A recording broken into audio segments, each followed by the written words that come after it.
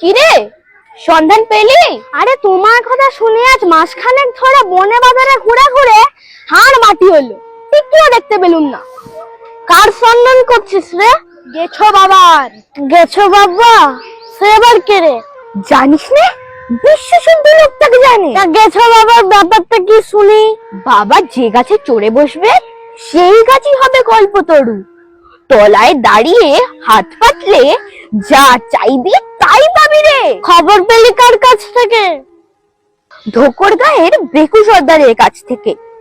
বাবা সেদিন ডুমুর গাছে চড়ে বসে পা দোলাচ্ছিল। ভেকু জানে না, তলা দিয়ে যাচ্ছে।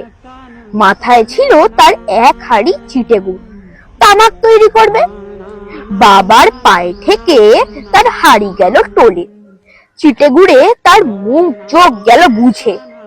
বাবার দয়ার শরীর।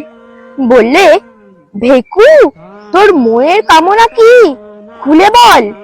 ভেকুটা বোকা, বললে,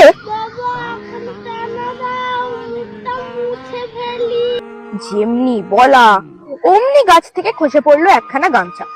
মুখ চোখ মুছে উপরে যখন তাকালো তখন আর কারো দেখা নেই।